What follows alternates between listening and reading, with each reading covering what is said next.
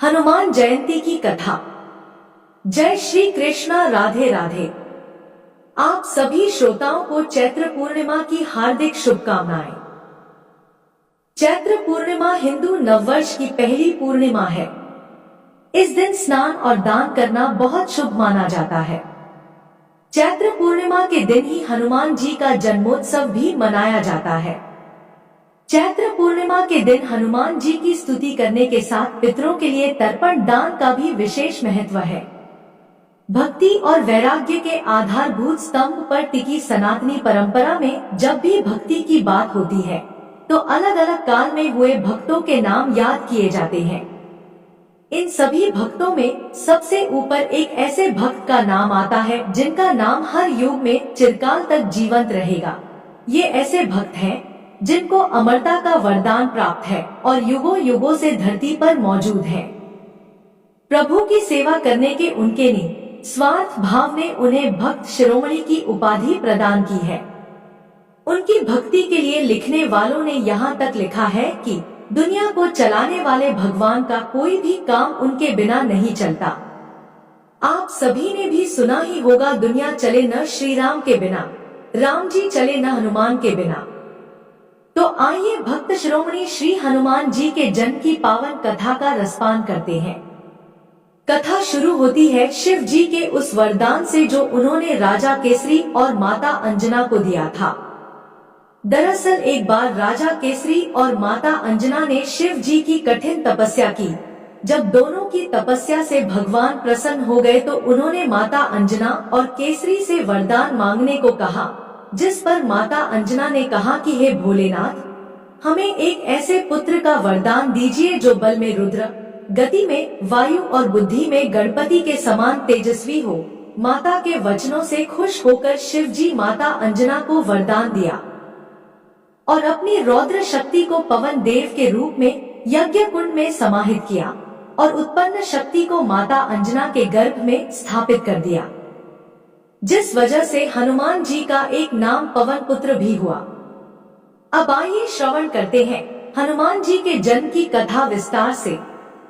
माता अंजनी पूर्व जन्म में देवराज इंद्र के दरबार में एक अप्सरा थी जिनका नाम पुंजिकस्थला थी। बालपन में वे अत्यंत सुंदर और स्वभाव से चंचल थी। एक बार अपनी चंचलता में ही उन्होंने तपस्या करते एक तेजस्वी ऋषि के साथ अभद्रता कर दी।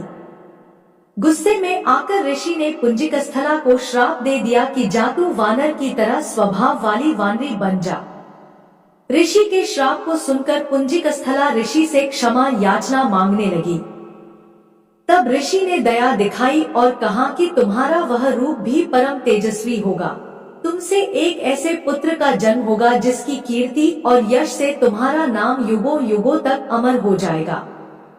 इस तरह अंजनी को वीर पुत्र का आशीर्वाद मिला। ऋषि के श्राप से त्रेता युग में अंजनी को नारी वानर के रूप में धरती पर जन्म लेना पड़ा। इंद्र की हजारों सुंदर अप्सराओं में से एक थी अंजनी, यानी अप्सरा पुंजिकस्थला। इंद्र ने जब उन्हें मनचाहा वरदान मांगने को कहा तब उन्होंने हिचकिचाते हुए उनसे कहा कि उन पर एक तपस्वी साधु का श्राप है, अगर हो सके तो उन्हें उससे मुक्ति दिलवा दे।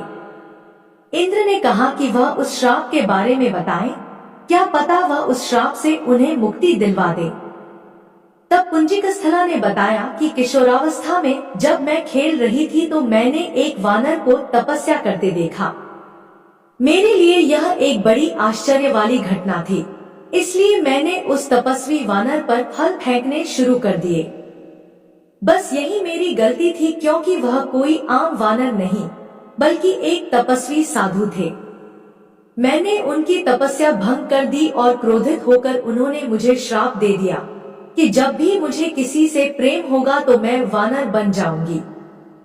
मेरे बहुत गिड़गिड़ाने और माफी मांगने पर उस साधु ने कहा कि मेरा चेहरा वानर होने के बावजूद उस व्यक्ति का प्रेम मेरी तरफ कम नहीं होगा।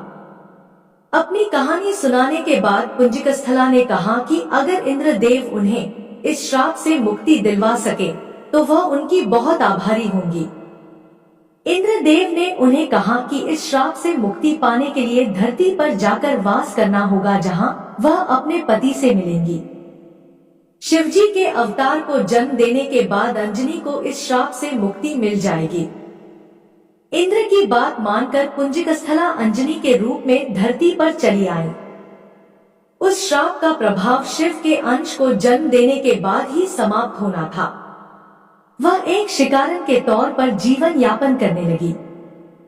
जंगल में उन्होंने एक बड़े बलशाली युवक को शेर से लड़ते देखा और उसके प्रति आकर्षित होने लगी। जैसे ही उस व्यक्ति की नजरें अंजनी पर पड़ी, अंजनी का चेहरा वानर जैसा हो गया और अंजनी जोर जोर से रोने लगी। जब वह युवक उनके पास आया और उनकी पीड़ा का कारण पूछा तो अंजनी ने अपना चेहरा छिपाते हुए उसे बताया कि वह बदसूरत हो गई है। अंजनी ने उस बलशाली युवक को दूर से देखा था, लेकिन जब उसने उस व्यक्ति को अपने समीप देखा तो पाया कि उसका चेहरा भी वानर जैसा था। अपना परिचय बताते हुए उस व्यक्ति ने कहा कि वह कोई और नहीं वानर राज केसरी है, जो जब चाहे इंसानी रूप में आ सकते हैं। अंजनी का वानर जैसा चेहरा उन दोनों को प्रेम करने से नहीं रोक सका और जंगल में केसरी और अंजना ने विवाह कर लिया। केसरी और अंजना ने विवाह कर लिया पर संतान सुख से वंचित थे। अंजना अपनी इस पीड़ा को लेकर मतंग ऋषि के पास गई। तब मतंग ऋषि ने उनसे कहा कि पंपा सरोवर के पूर्व में नरसिंह आश्रम है, उसकी दक्षिण दिशा में नारायण पर्वत पर स्वामी तीर्थ है। वहां जाकर उसमें स्नान करने के बाद 12 वर्ष तक तप एवं उपवास करने पर तुम्हें पुत्र सुख की प्राप्ति होगी। अंजना ने मतंग ऋषि एवं अपने पति केसरी से आज्ञा लेकर तप किया। 12 वर्ष तक केवल वायु पर ही जीवित रही। एक बार अंजना ने शुचि स्नान करके सुंदर वस्त्राभूषण धारण किए।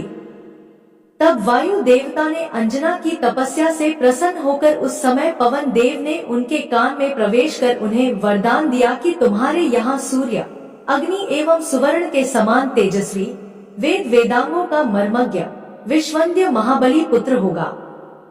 इस आशीर्वाद के बाद वे शिवजी की आराधना और तपस्या में लीन रहीं। तब प्रसन्न होकर शिवजी ने उन्हें वरदान मांगने को कहा। अंजना ने शिवजी से कहा कि साधु के श्राप से मुक्ति पाने के लिए उन्हें शिवजी के अवतार को जन्म देना है। इसलिए शिवजी बालक के रूप में उनकी कोख से जन्म ले। तथास्तु कहकर शिवजी अंतर्ध्यान हो गए।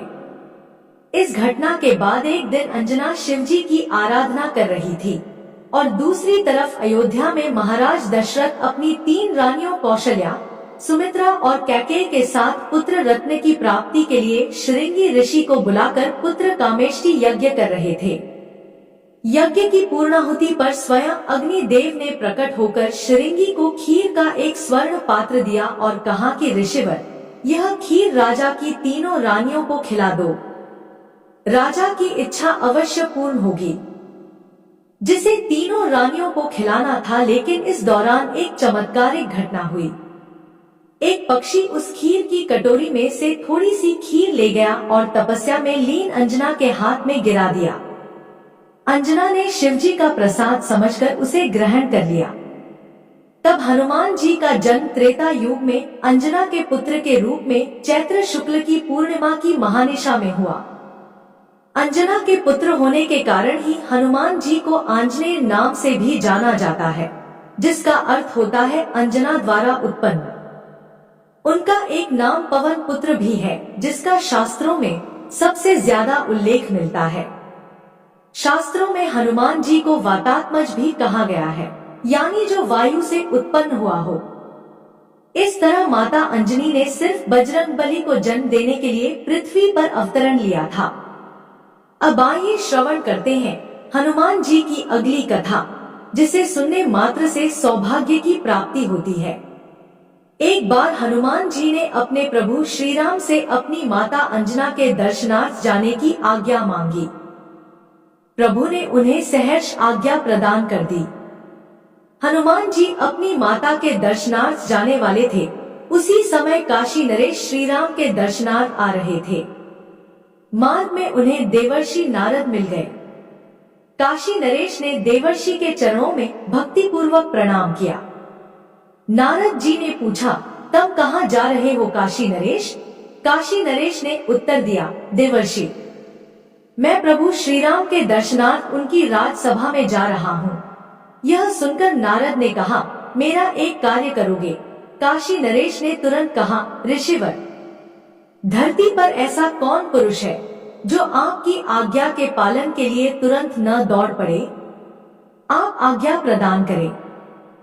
नारद जी ने मुस्कुराते हुए कहा, तुम राजसभा में प्रभु श्री राम के चरण कमलों में श्रद्धा भक्ति पूर्वक प्रणाम तो अवश्य करना, किंतु उन्हीं के समीप सिंहासन पर बैठे वयोवृद्ध तपस्वी विश्वामित्र जी को प्रणाम मत करना। काशी नरेश ने प्रश्न किया, ऐसा क्यों ऋषिवर? नारद जी ने उत्तर दिया, एक राजा को दूसरे राजा को प्रणाम शोभा नहीं देता। ऋषि विश्वामित्र भी पहले राजा ही तो थे। और नारायण नारायण कहकर नारद जी चले गए और काशी नरेश श्री राम की सभा में पहुँचे। उन्होंने देवर्षि के आदेशानुसार श्री राम के चरणों में श्रद्धा पूर्वक प्रणाम किया, किंतु महर्षि विश्वामित्र की सर्वथा उपेक्षा करके बैठ गए। काशी नरेश की इस उपेक्षा से महर्षि विश्वामित्र के हृदय पर चोट पहुंची, किंतु वे राजसभा में चुप रहे। पीछे उन्होंने श्री राम से कहा, श्री राम, तुम मर्यादा पुरुषोत्तम कहलाते हो, इसलिए तुम्हारी राजसभा में तुम्हारे उपस्थित रहते मर्यादा की अवहेलना उचित नहीं। महर्षि विश्वामित्र की बात सुनकर प्रभु श्री राम ने आश्चर्य से पूछा, गुरुदेव, मेरे रहते कब और कहां मर्यादा का उल्लंघन हुआ? आप कृपा पूर्वक बतलाने का कष्ट करें। विश्वामित्र बोले, आज ही राजसभा में काशी नरेश ने तुम्हारे चरणों में तो प्रणाम किया, किंतु उसने मेरी सर्वथा उपेक्षा कर दी। यह कदापि उचित नहीं। आपकी सभा में मेरा अपमान हुआ है। मेरी राजसभा में मेरे ही सम्मुख आपकी उपेक्षा, यह तो मेरा भयानक तिरस्कार है। उन्होंने प्रतिज्ञा की, आज सूर्यास्त से पहले ही मैं उस राजा को मृत्यु दंड दूंगा। परम पराक्रमी श्री राम की यह प्रतिज्ञा वायु वेग से सर्वत्र फैल गई। काशी नरेश ने सुना तो उनका कंठ शुष्क हो गया। जीवन से निराश होकर वे दौड़े नारद जी के पास आए और उनके चरणों में गिरकर गिड़गिड़ाते हुए बोले, देवर्षि, श्री राम ने आज सायंकाल तक मुझे मार डालने की प्रतिज्ञा की है। प्रतिज्ञा तो मैंने भी सुनी है, देवर्षि नारद ने उत्तर दिया, और श्री राम की प्रतिज्ञा सर्वविदित है कि रघुकुल रीत सदा चली आई, प्राण जाए पर वचन न जाए। काशी नरेश रो पड़े, बोले, देवर्षि, मैंने तो आपके आदेश का पालन किया था। जैसे भी हो आप मेरे प्राण बचाइए। नारद जी ने काशी नरेश को समझाते हुए कहा, आप चिंता न करें, मृत्यु तो निश्चित होती है, वह किसी प्रकार टलती नहीं। यदि भगवान श्री राम के बाणों से प्राण पखेरु उड़ जाए तो निश्चय ही जीवन सफल हो जाए, किंतु तुम एक काम करो। नारद जी ने काशी नरेश से धीरे धीरे कहा, तुम हनुमान जी की माता अंजना के समीप जाकर उनके चरण पकड़ लो। जब वे चरण छुड़ाने लगे तब तुम अपनी रक्षा के लिए वचन ले लेना। जब तक वे 3 बार तुम्हारी रक्षा के वचन न दे दे तब तक तुम उनके चरण पकड़े रहना। बस तुम्हारा काम बन जाएगा। नारद जी की बात सुनकर काशी नरेश भागे भागे माता अंजना के यहाँ गए। माता अंजना बैठी हुई भगवान राम का जप कर रही थी। रोते करते काशीराज माता के चरणों पर गिर पड़े। उनके चरणों को पकड़कर उन्होंने कहा, माँ, मेरी रक्षा करो। आज सायंकाल तक एक राजा ने मुझे मारने की प्रतिज्ञा ली है। आपके अतिरिक्त मेरे प्राण और कोई नहीं बचा सकता। रक्षा करो मां, रक्षा करो। माता अंजना बोली, किसने और क्यों तुझे आज संध्या के पूर्व ही मार डालने का प्रण किया है? काशी नरेश बोले, मां, तुम मेरी रक्षा का वचन दे दो, अन्यथा मैं अभी आपके चरणों में ही अपने प्राण त्याग दूंगा। वात्सल्यमयो सरल जननी ने कहा, मैं तेरे प्राण की रक्षा का वचन देती हूँ। फूट फूट कर रोते हुए काशी नरेश ने अधीर होकर पुनः प्रार्थना की, माँ, मुझे संतोष नहीं हो रहा है।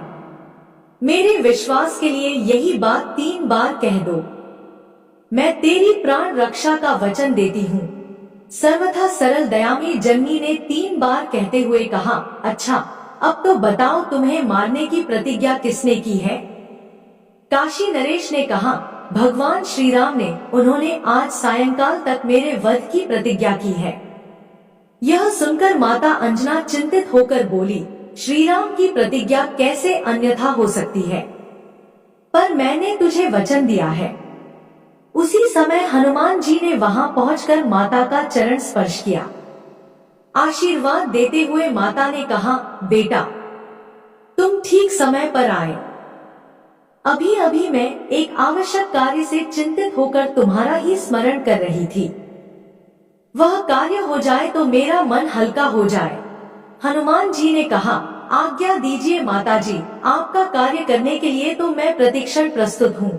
माता अंजना बोली, पर काम तो कठिन है बेटा, इस कारण मैं चिंतित हो गई हूँ। माता अंजना की बात सुनकर हनुमान जी ने उन्हें आश्वस्त करते हुए कहा कि माता, आपके पुत्र पर प्रभु श्री राम का आशीर्वाद है। ऐसा कोई काम नहीं जो मैं राम का नाम लेकर न कर सकूं। माता अंजना ने कहा, यह सब कुछ मैं जानती हूँ मेरे लाल, किंतु काम अत्यंत कठिन है, इसीलिए कहने में झिझक रही हूँ।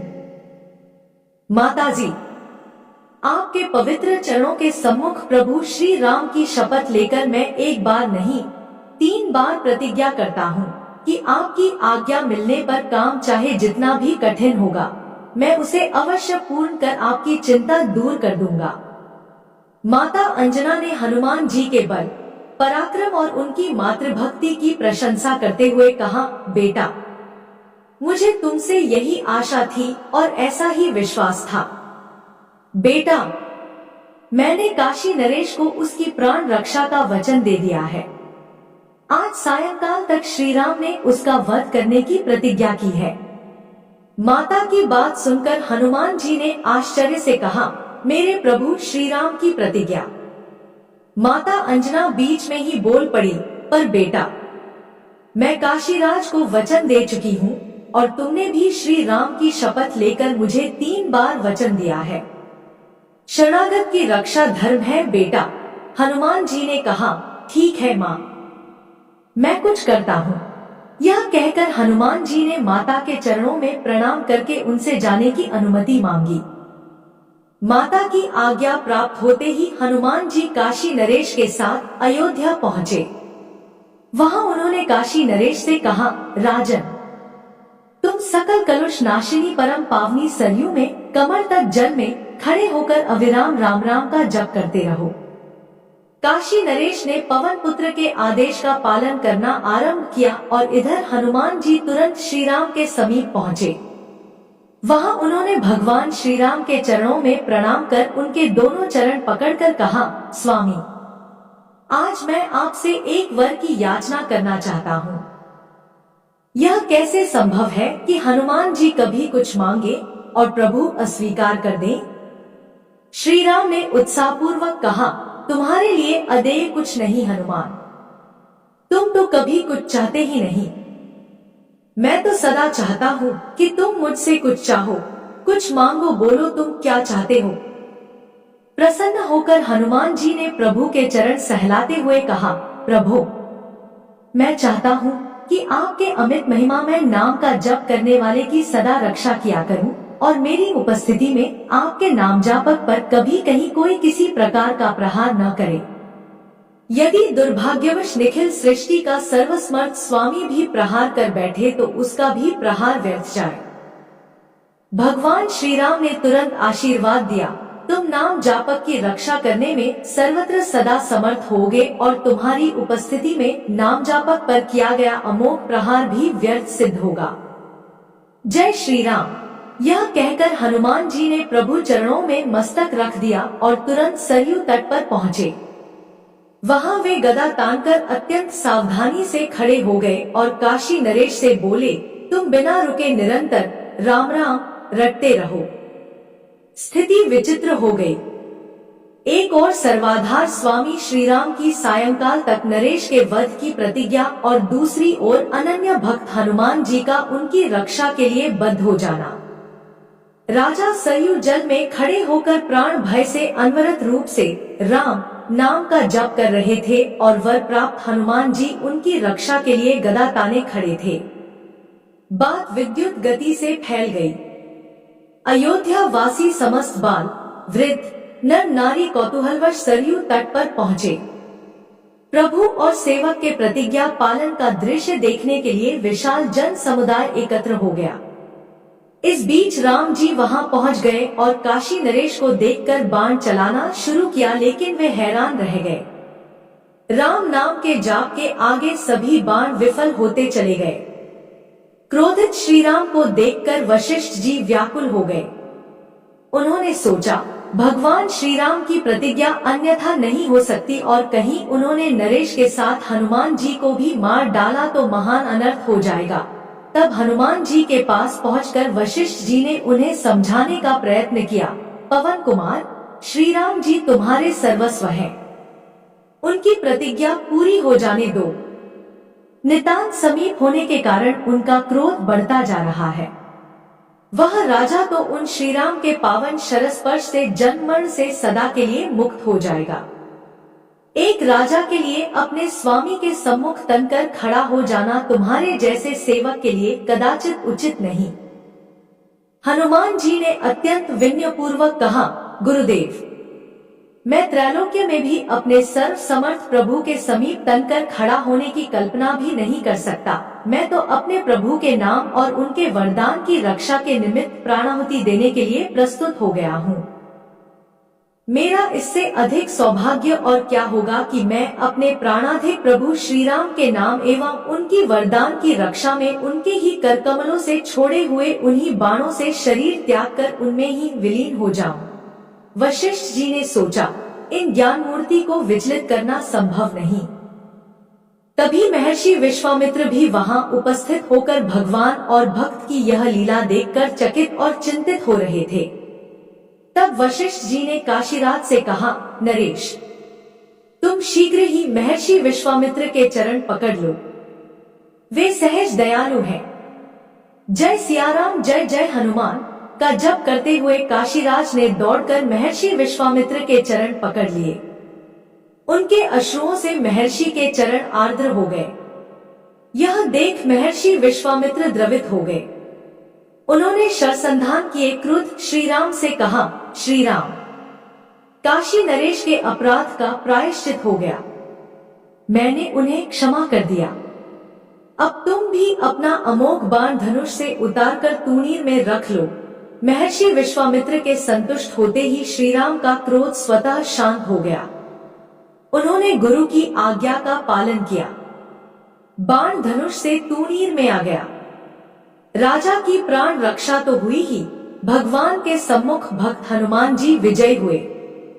इस समाचार से माता अंजना की प्रसन्नता की सीमा न रही। विश्वामित्र इससे पहले कि कुछ कहते वहां नारद प्रकट हो गए और बता दिया कि ये सब कुछ क्यों हुआ।